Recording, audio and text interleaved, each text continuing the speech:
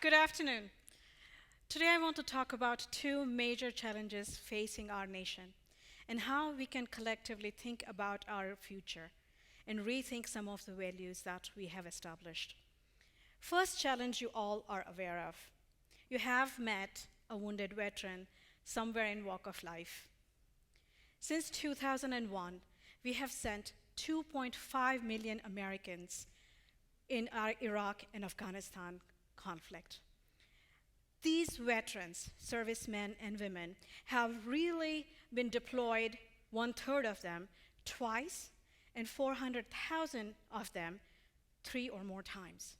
So these combat deployment really take toll on them in their mind, body, and souls. It is no wonder that we have put them in front of danger, and 1 out of 10 servicemen has been injured in this combat. They come back with multiple injuries, including multiple fractures. Sometimes they have to be amputated, so they have amputated limbs. And all these varieties of visible wounds that we can see, including burn marks. Some of these are very, very obvious injuries that we can see. But unfortunately, there are so many injuries we cannot see. And therefore, these servicemen and women really suffer a lot. Yes, I'm talking about TBI, traumatic brain injury, and PTSD, post-traumatic stress disorder. TBI has symptoms of memory loss, long and short-term both, paralysis, depression, and suicidal thoughts. Post-traumatic stress disorder is even worse because it brings them back to the situation they were in as flashbacks, which makes them hyper vigilant. They also get very, very anxious and sometimes react to situations which are not required. They get very angry, and because of that, they have varieties of issues adjusting back to life. And that also causes them to take their lives. 22% of our servicemen and women have PTSD or are diagnosed with it. 34% of them have other mental concerns. And 30% of them have, at one point in life, thought about taking their lives. It is no wonder that they have varieties of disabilities. 670,000 men and women have been put on disability, and other 100,000 men and women are waiting to go on disability. So this is a huge challenge. To take care of these men and women who have served in our Army, Navy, and other troops, it's going to take us $1 trillion to take care of their health and healing requirements in the next few decades. So, is that the cost of war? I don't think so. We don't hear about a serviceman or woman taking a life every 65 minutes, which makes 22 suicides a day. 22. And worst part of it all is that these are very young, under 30, and that's why we are losing our future. How can we stop these men and women from taking their life? That's one of the main challenges. And to resolve that challenge, we have to really understand what do they need. Obviously, they need healthcare and accessible homes. But one part we haven't understood correctly is that these were very committed people who had given their life to take care of us. They had a structure they had followed for all this time, and now they don't want to be dependent on us, so they need vocational training. How can designers help in this situation?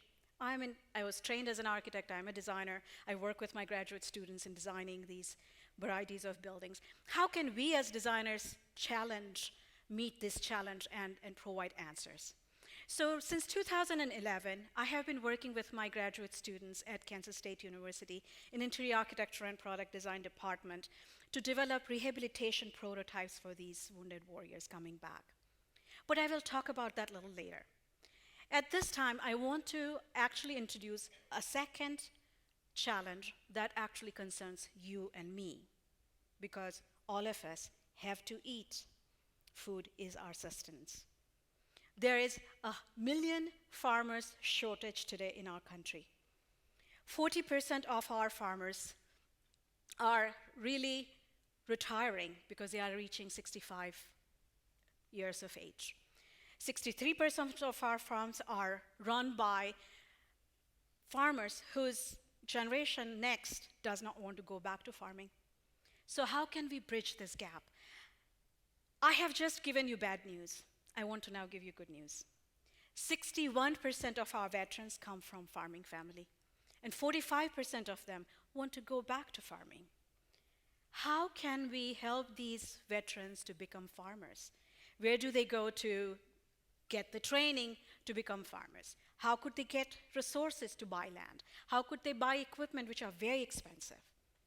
How could we really think outside of the box and come up with innovative solutions, creative answers for these veterans and our farmers who need our help?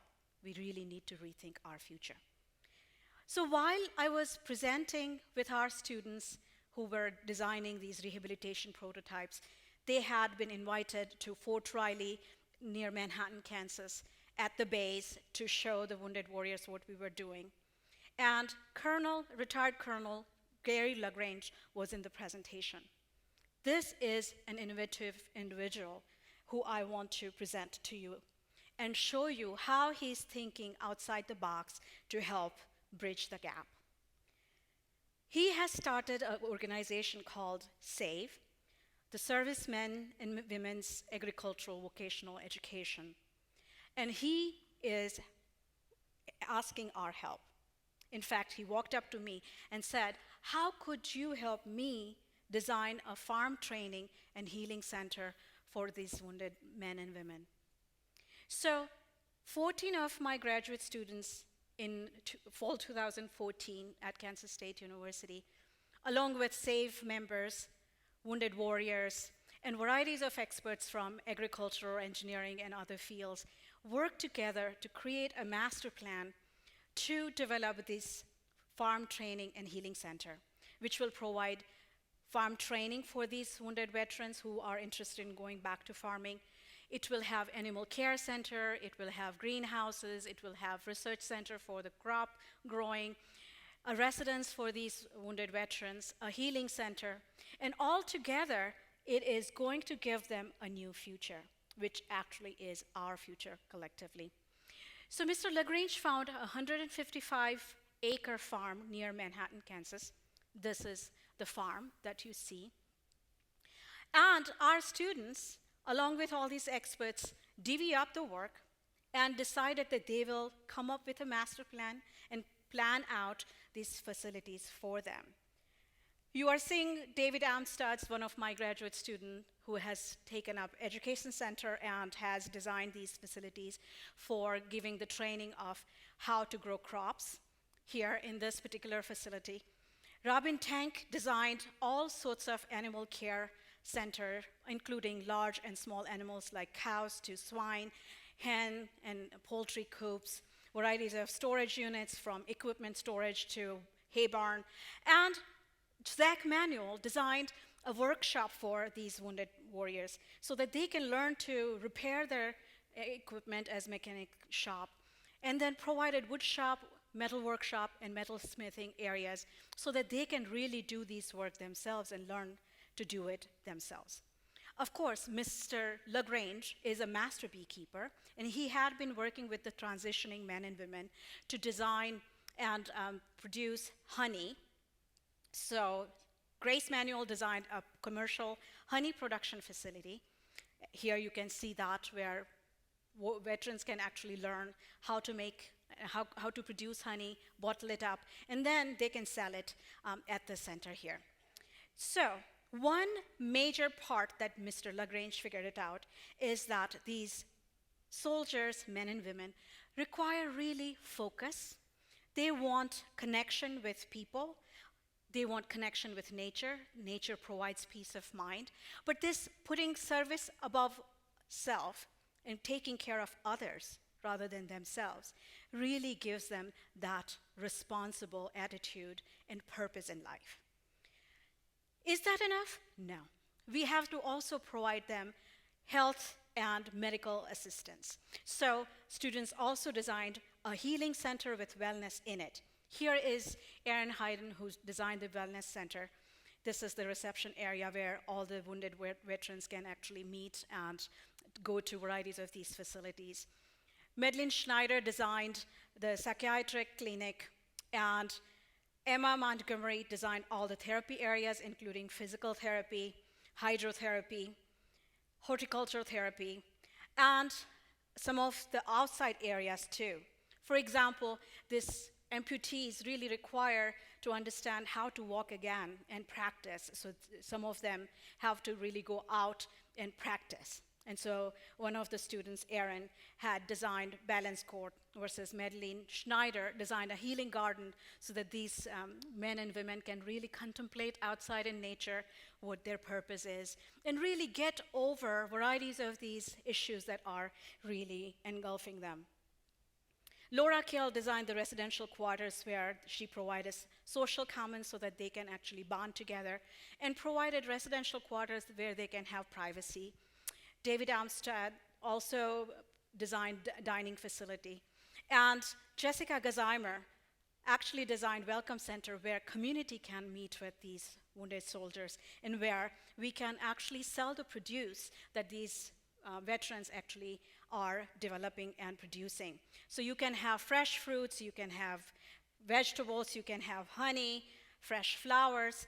All those ideas generated because of one person who thought innovatively to develop a new solution which really required thinking outside the box. So I wanted to really talk about this today because it is important to provide transitional assistance to our veterans. It is also very important to provide them training and skills so that they become independent. It is very important to provide them therapy, which keeps them balanced. And it will, if we work together as a community, will resolve the problem of our succession for farmers.